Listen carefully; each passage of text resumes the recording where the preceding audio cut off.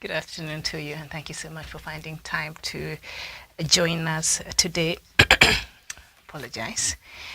Okay, the show is Diaspora Dispatches, and I'll divert a little bit from what we normally do, that is bringing you up to date, sorry, with the latest news headlines from across the continent of Africa.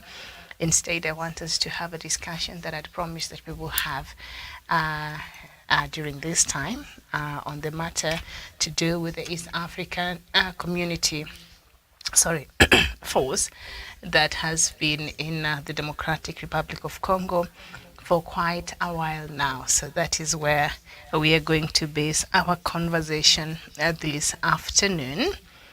And just a little bit of some background information about even, when this East Africa Community Force, went to be or went to help in sorting the issue of stability in the Democratic Republic of Congo. This came after the leaders of the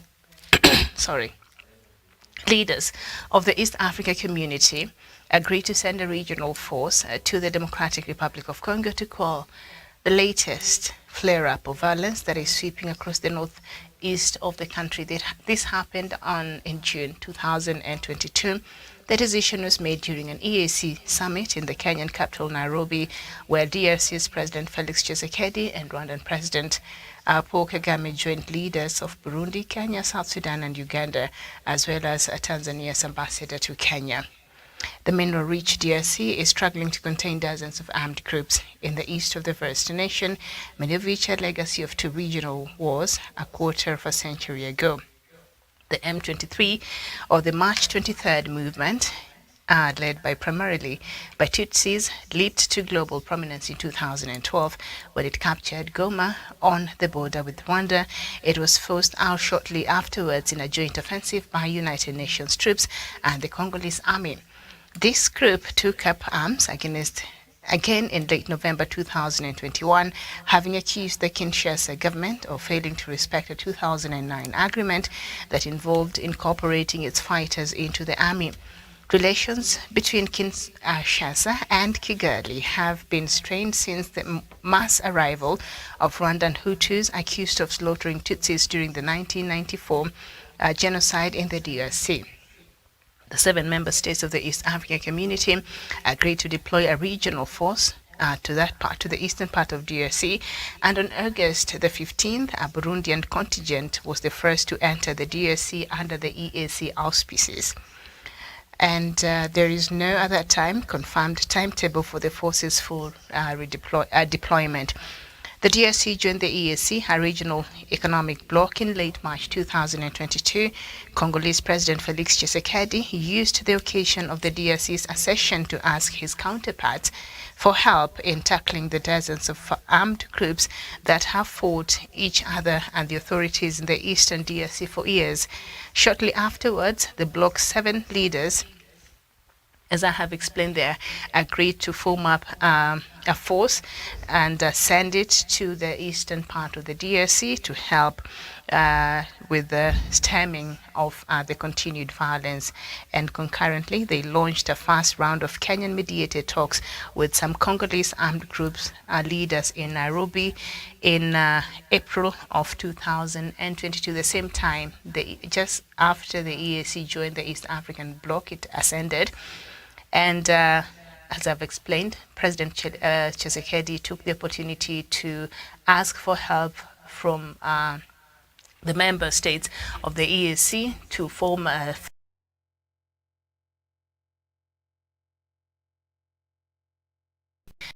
the EAC leader of that, and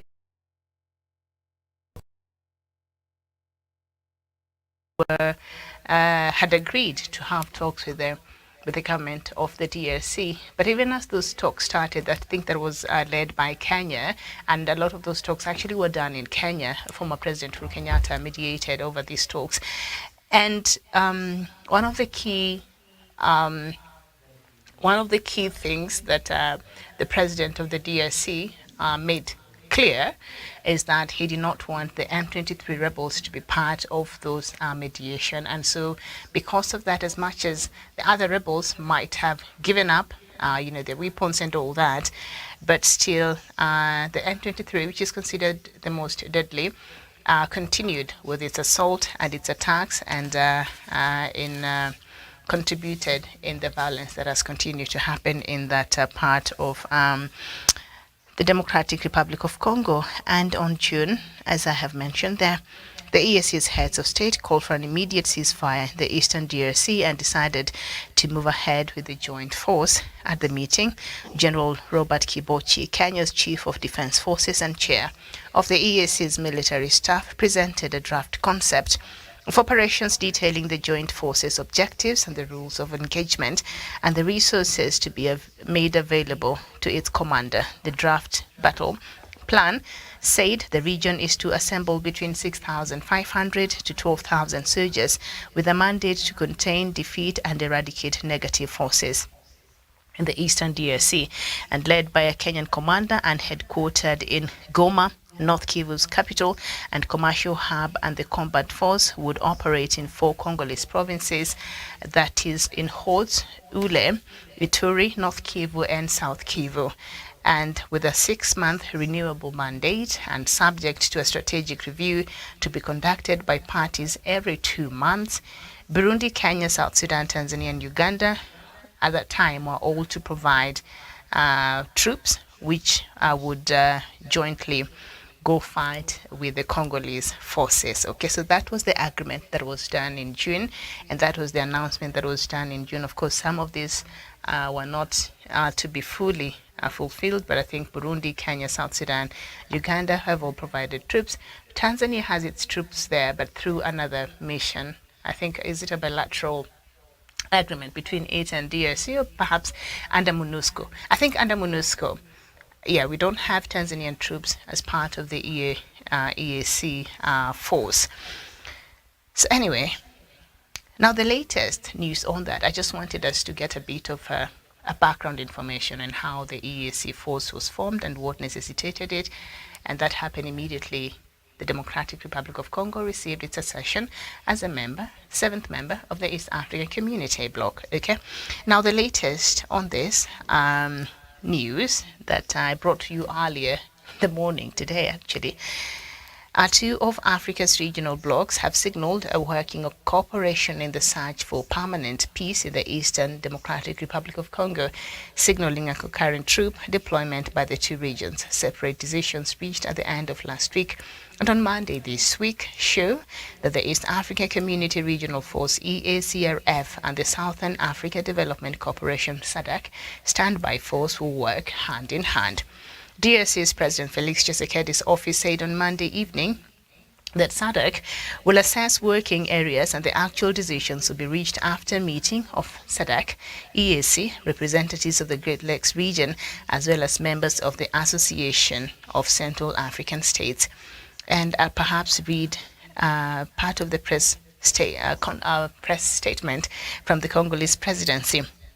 I'll quote, SADC has launched processes for the convening of a tripartite summit of the East Africa Community, EAC, the International Conference for the Great Lakes Region, ICGLR, and SADC, plus the Economic Community of Central Africa States, with the participation of the African Union and the United Nations, in order to consider a coordinated approach in support of the Democratic Republic of Congo. End of quote. Now, Angola is on the 15th expected to host the tripartite meeting, which will lead to decide on the arrangement. So this is something that is actively being worked upon. Kinshasa, which wants to curb the M23 rebels by force and at all cost, has been pestering the EACRF to combat the group. The EACRF, deployed last November, insists such a decision should come from the heads of state of the East Africa Community, as they had previously only allowed combat when armed groups actually refused to withdraw from occupied territories. On the 6th of May, a meeting of the signatory countries of the Peace, Security and Cooperation PSC framework for the DRC held in Bujumbura in Burundi condemned the violence of the M23, but also labeled other armed groups like the FLDR, Allied Democratic Forces, Codeco, Mai Mai, Red Tabara, and the MTM as unwanted and urged them to cease hostilities without preconditions. So this was a meeting that was held. This is part of the AU Peace and Security Framework. Okay, so this meeting that was held on the 6th of May, just earlier on, a few days ago, a meeting of the signatory countries of the Peace, Security and Cooperation PSC framework for the DRC held in Bujumbura. This meeting happened in Bujumbura, okay? And in this meeting, the signatory countries condemned the M23, but also condemned and also labeled other armed groups like FLDR that has been alleged the government of DRC is supporting the Allied Democratic Forces that Uganda forced Uganda to go in the DRC to fight. They initially came from Uganda. They are an extremist group. The Codeco, the Mai Mai, which has its roots from Burundi, the Red Tabara, and the MTM. So the members, the signatories of the Peace, Security and Cooperation said all of these rebel groups, all of them are problematic, and we condemn all of them collectively, okay? And if you have been following this story and the allegations that have been made that the government of the Democratic Republic of Congo is supporting the FLDR, and by the way, it has not come out to refute these claims, and this group is a majority made up of Hutus, okay? So Paul Kagame, the president of Rwanda, is accusing of wanting to cause trouble in his country and overthrow his government and all that. Apparently they have their history from the 1994 genocide. They went and regrouped in the DRC. So they're part of the people who also participated in the genocide in 1994. It's a long history. We will not get into that right now. But the government of the DRC has been accused of working with them. These claims have been made several times, and the government of the DRC has never refuted these claims, but we shall treat them as allegations for right now. So these member countries, the signatories of the Peace, Security and Cooperation, said all these people, all these rebel groups, M23, FLDR and others, all of these are rebels that should cease hostilities and without preconditions. All of them, okay? So that is the approach that was taken, and that is the approach that the East African Community Force also was taking, all right? So the meeting was attended by all DR's neighbors, as well as Kenya. Representatives from the UN, including Secretary General Antonio Guterres, African Union Commission Chairperson Musa Faki Mohammed, and officials from the EAC and SADC and the International Conference of the Great Lakes region. Now, according to its resolution, the UN mission, MONUSCO, Congolese Army, FARDC, that is the official army of the DRC, and the EACRF, as well as the ad hoc verification mechanism, that is part of the that is part of the African Union Peace and Security Architecture. You will find this verification mechanism. We'll continue to enhance coordination and synergies and to impress upon all armed groups to lay down their arms, including if necessary by use of force. So this use of force is what has been problematic. Okay, and I shall come back to it just in a bit. Now, the leader said any other troops deployed under bilateral arrangements should commit to the same arrangement. Okay, but asked the DRC to authorize the extension of the mandate of the EACRF, which expired at the end of March and which the government of DRC has not extended. You know, they can't continue working in the Democratic Republic of Congo without the express permission of the government of the DRC, since he's the one who made, at the start, I read you there, President Tshisekedi is the one who requested for the EAC to help him. The EAC did not wake up one morning and decided, this is our problem, we're going to take on it. We're going to put up a force and send it to the DRC. President Felix Tshisekedi, after having ascended and having been made the seventh member of the East Africa Community in April, in a meeting here in Nairobi, that was his first appeal. As a new member of the bloc, he said, hey, now that we are a family, can you all help me in fighting these rebel activities in my country? But for him, have in mind, there are over 120 rebel groups in the DRC, but he only has a problem with one rebel group. That is the M23. Okay.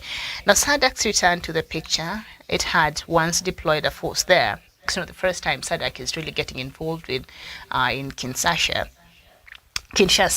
It may mean that DRC is dissatisfied with the EACRF, which has chosen to be a buffer for civilians rather than take down armed groups, and that because that was the mandate of the East Africa Community Regional Force, the EACRF. Their mandate was not to have a physical combat engagement with any rebel group unless they were fighting. Then they have to do that in self-defense or something like that. But they were to ensure the people are protected and they create a buffer between those rebel groups and the people to ensure the people are safe. That is something that President Felix Tshisekedi has not been appreciative of. I think for him, he had a different perception or a different expectation of this force. So this is what Paul Diakese, President Tshisekedi's information officer, said. The question is, how will the coexistence between the SADC brigade and the forces of the EAC be? One thing is certain, the mandate of the SADC brigade, and I'd like to underscore this, and so that we can understand the psychology of the government of DRC right now in regards to the presence of EAC and the mandate thereof. So I'll start again. The question is, how will the coexistence between SADC brigade and the forces of the EAC be? One thing is certain, the mandate of SADC brigade will be offensive. That is what they were looking for. So the mandate of the SADC brigade will be offensive compared to our friends of the EAC who only have a buffer force role. That is what Paul Diakese wrote, who is President Tshisekedi's information officer. So we can very well assume this is the position of the government of the Democratic Republic of Congo. They're saying, well, EAC mandate is to create a buffer and to ensure protection of the civilians. SADC's mandate and mission will be different. And Makiu, SADC has not really sat down and made the full details and explored their mandate and decided, and they're not yet clear. So I don't know if the government of DRC are jumping the gun too soon, coming out and making these statements, but that seems to be the expectation they have from the SADC troops once they decide and they start to deploy their troops into the DRC. So Diakese also added, this information officer of President Tshisekedi, with this evolution, the situation will be in favor of Kinshasa, and in turn, the days of the EAC are counted, especially that their presence has not satisfied the whole Congolese community, which only asks for their departure. See, they've been setting up this force for this moment right here. They've been setting up this force for this moment right here. And if you've been following this story and all these intrigues, then you would know that there was a problem, that the DRC had a problem with the East Africa Community Regional Forces. Around December, while we were on a short break, I think is it the opposition, Martin Fayulu, and I don't know which other parties, Mokwege, remember that doctor, the guy, what is his name? The Gaina, okay, who received the Laurent Peace Prize, okay, for his efforts during war and how he saved women and all that, okay, his contribution. He was awarded for that. He's a renowned international figure. Him and others, I think, called a press conference in condemnation of the East African regional forces. And I said, what a turn of events. And they were criticizing President Tshisekedi's obsession with these forces. In fact, they called them these foreign forces, the East African Community Regional Forces. So they criticized these forces and their presence. And before these forces were even deployed into the DRC, there were already protests that were being held. And that is because the Congolese did not want certain countries to include their forces in this force. And that will be Burundi, Uganda, and obviously Rwanda, because of the allegations that have been flying around.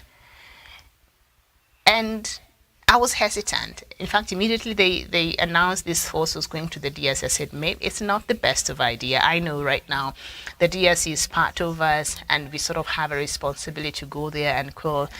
But based on everything else and the matrix and all the dynamics and the interest playing out, I didn't think it was a safe place for EAC forces to go, or for East African community countries to be fully involved the way they chose to be involved.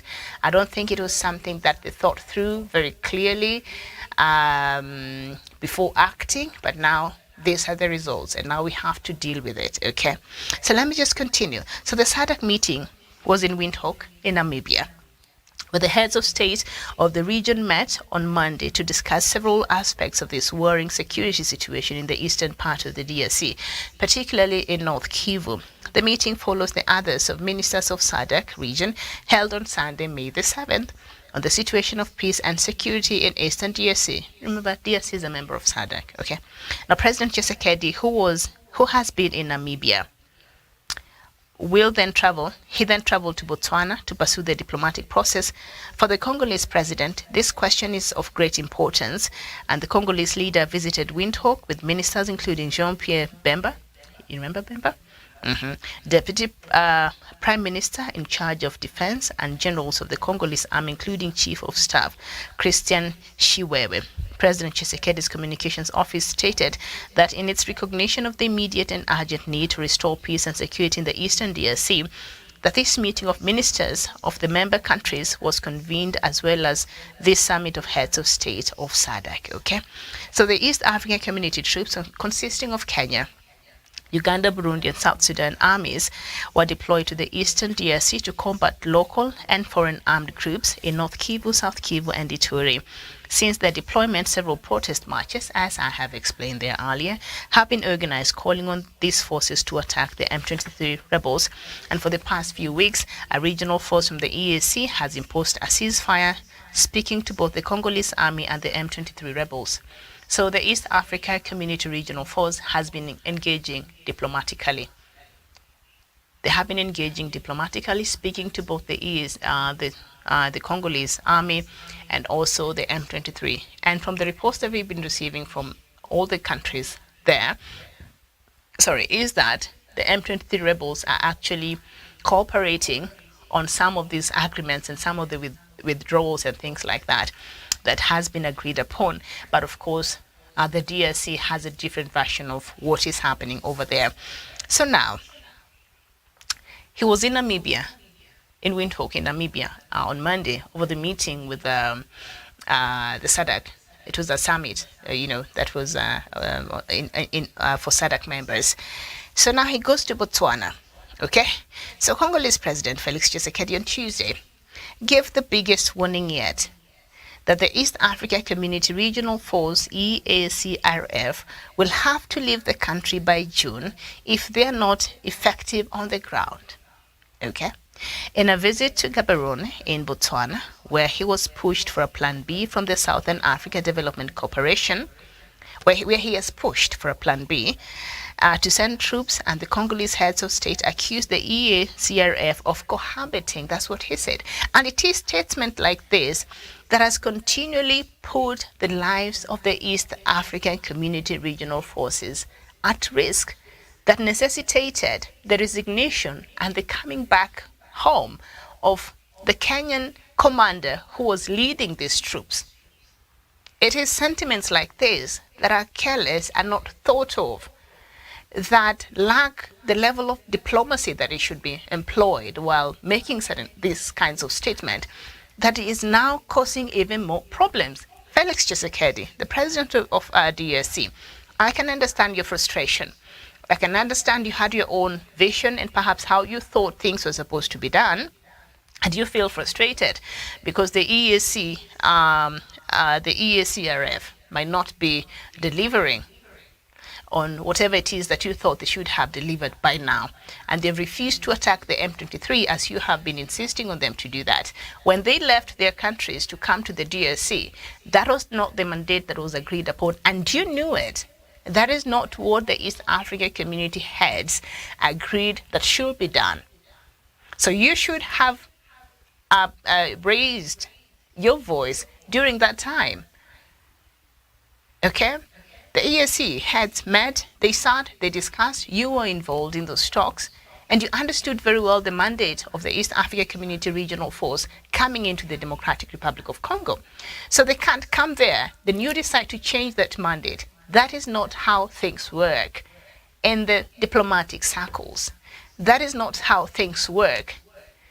And these are army officials. They follow the chain of command unless the chief commander-in-chief, which is all these presidents in the different countries, authorize them to take a certain mandate. They cannot do that because they're serving on behest of their countries. So that was the problem.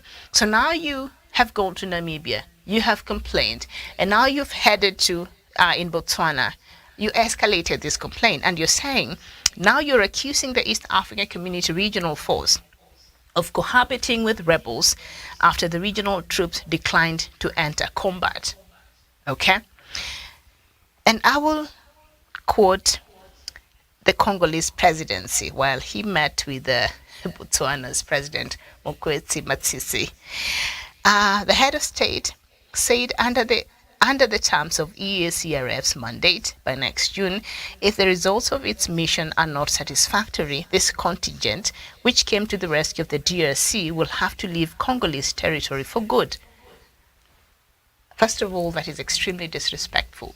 To understand the kind of sacrifice countries in this region have made, to understand that you just walked into this block with all this baggage, and these countries have agreed to take on and try to help you in the spirit of brotherhood, then you have the audacity.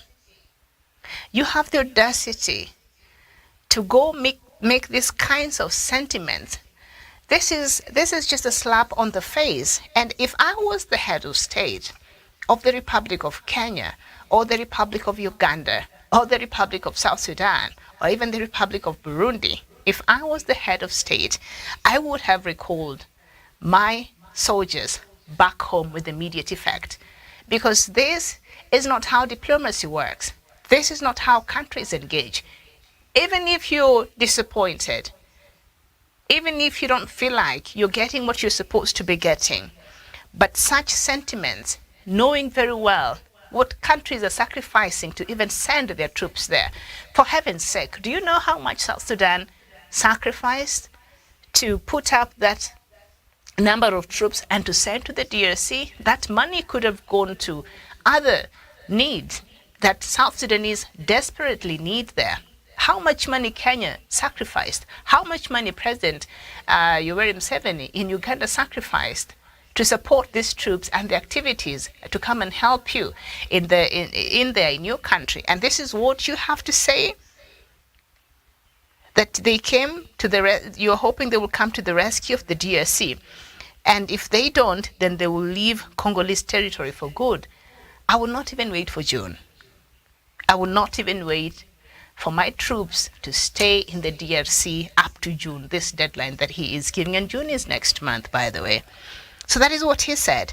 And then he continues to say, the mandate of the EACRF is ending in June. If by that time we assess that the mandate was not fulfilled, we will send those contingents home with honor and thank them for having tried to bring their share of contribution to peace in the DRC. You can't fix that.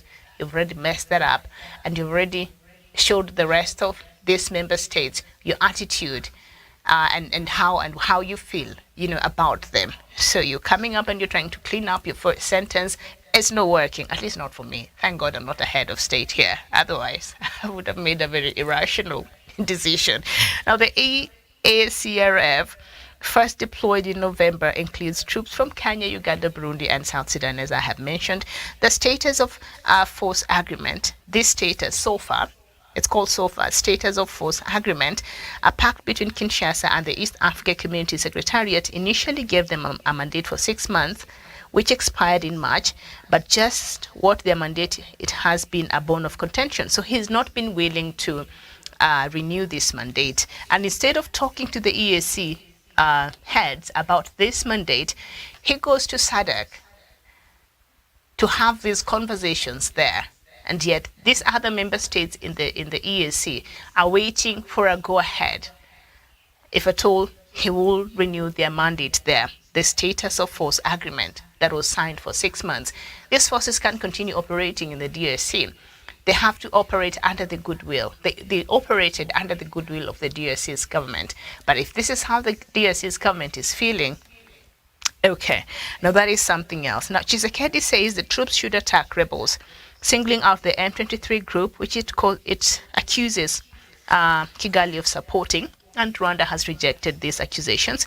The EACRF says their mandate is peacekeeping and protection of civilians, which also supporting the political track on dialogue. So they are using two tracks of diplomacy, the two tracks of diplomacy, and then the second one is broken down in several other tracks. You have the track one, diplomacy, which is from government to government. Then you have track two, diplomacy, which involves government and other players, which are non-state actors.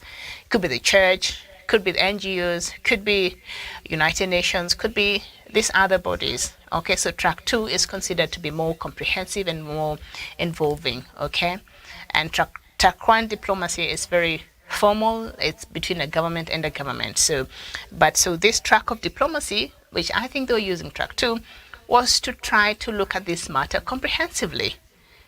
Instead of engaging in combat, can a dialogue between the M23 and the other officials, security officials on the ground, suffice? Because a conversation between NGOs and team from MONUSCO and others, with the M23 and other rebels, suffice. So that is what they mean by this kind of track of diplomacy or dialogue. In Botswana, Tshisekedi revealed that the EAC Secretary General Peter Muthuki had requested 6 more months for the troops, but DR Congo gave them 3 months up to the end of June. The SOFA, nonetheless, has not been signed to formally extend the mandate, which is disrespectful, period. The Congolese president wants SADC troops to fight the M23. So maybe the SADC troop, and as I mentioned there, Paul Diakese, who is the president's information officer, he was very quick to say, the mandate of SADC could be different, blah, blah, blah. They've not even have a proper conversation with SADC, sat down with the member states and worked through the mandate and agree. So they're just preempting. Maybe SADC will agree to engage in a combat with the M23 and other rebels, including the FDLR, that Tshisekedi is being accused of supporting. So hopefully, or maybe they will not agree on that either. So I think that, this goes on and on and on. And of course, in the DRC, many are calling on the Congolese president to rely on the natural allies of SADC. Zimbabwe, so us, we are not even natural allies, apparently. Forget the fact that Kigali went in and removed Mobutu Sese Seko. Remember that happened? So Zimbabwean, Namibian, and Angolan troops intervened to stop the advance of the RCD rebels in Kivu and Kinshasa in 1998. So they are looking back at history and they're saying, this had worked before. So maybe it will be a good idea to engage again with countries from SADC. Which for me, I thought that could have been the idea in the first instance, but. Anyway, so last week, the EACRS Commander Major General Jeff Nyaga left his station in unclear circumstances, and his replacement has not reported to duty. And of course, that President Tshisekedi did not like very well. And the fact that Nyaga wrote this letter claiming his life was in danger. And I blame that danger in the sentiments that President Tshisekedi had made a few weeks ago, saying the EAC was aiding and abetting and was being very lenient to the M23. So after that, apparently, General Nyaga started getting, Major General Nyaga started getting threats over his life because he's the one who's leading this troop, this Kenyan general. And so this is what Tshisekedi said while he was in Botswana. We also have some officers of EACRF who, when they reached DRC, said they were not coming to fight M23, which was not part of the plan. That was General Jeff's problem. So I guess he's having a problem with Kenya now. So General Jeff left spectacularly. He's talking about threats, but has never told us about those threats. A leaked letter said to be his resignation was disowned by the EAC and the Kenya Defense Forces, who termed it as fake, but Tshisekedi responded to it nonetheless. Okay, since I don't have the details of that, I'll not get into that, okay? And as if EACRF only belonged to Kenya, Tshisekedi now is saying this is a direct attack to Kenya. As if the East Africa Community Regional Force only belonged to Kenya, there must be a problem. So we need to talk about it to clarify the situation, because you can see that up to now we subscribe ourselves to the process of peace because we want to see peace quickly. So from what I'm seeing from this attitude that is being exhibited by the Democratic Republic of Congo and its people and its government, I think they have no use for the East African Community Regional Force. And as a matter of urgency, I would implore all these members that send their troops to the DRC to get your troops out of there very, very quickly. If you've been watching documentaries and things coming from that country and these targeted attacks, they might even turn on you. So if he's not appreciating your efforts and he's feeling you're not doing enough, despite of the sacrifice that you have made to avail your resources and your men and women to help in quelling the violence in that area, it is about time that the EAC left. It is about time that the EAC left. We can support them from afar, but getting involved or picking on that war that he wanted the forces to pick on and only fight the M23, Nyaga said no. That is the reason why he's picking on Nyaga, because he's the one who's leading the troops. And he said no, we cannot just fight one rebel group. There are over 120 rebel groups. And for those who refuse to surrender and go to the mediation table, we have a mandate to fight all of them. So if you cannot fight all of them, we cannot fight. And if anything, our mandate did not involve fighting, a physical combat. So there was that disagreement. And I think when I was reading that story early in the year, I said, okay, that sounds like we already have a problem in Jerusalem.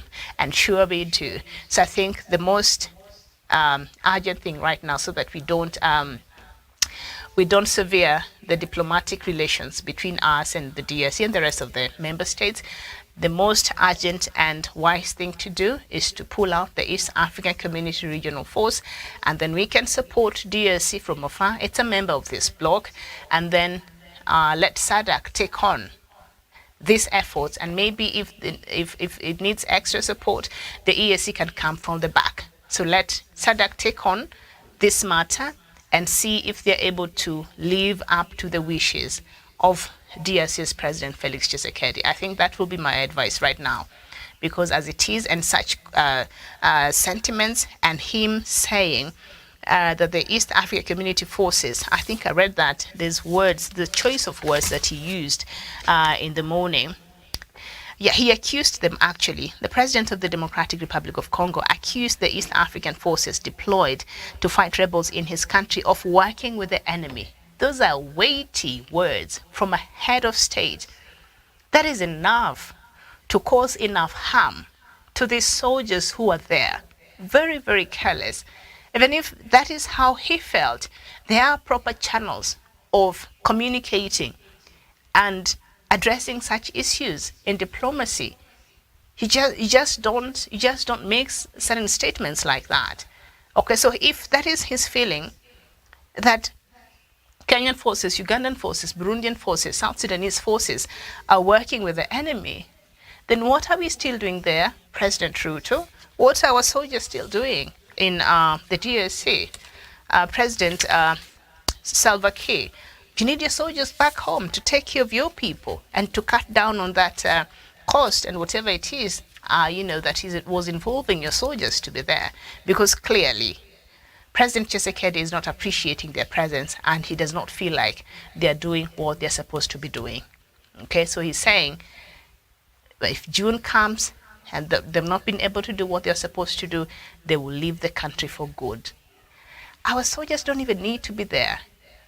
And I think the choice of words and the platform that he chose to express these words is a complete disrespect to the people and the region of East African community who have been nothing but supportive of the Democratic Republic of Congo. So I think that should sound an alarm to the rest of the member blocs. I want to thank you so much for your time this afternoon. I'll see you again tomorrow, God willing. 10 a.m. is African time. No, tomorrow is Friday, forgot. So we shall be there 11 East African time with more news and conversations from across the continent of Africa. Enjoy the rest of your day. My name is Miriam Ogotu. Thank you for watching. Bye-bye.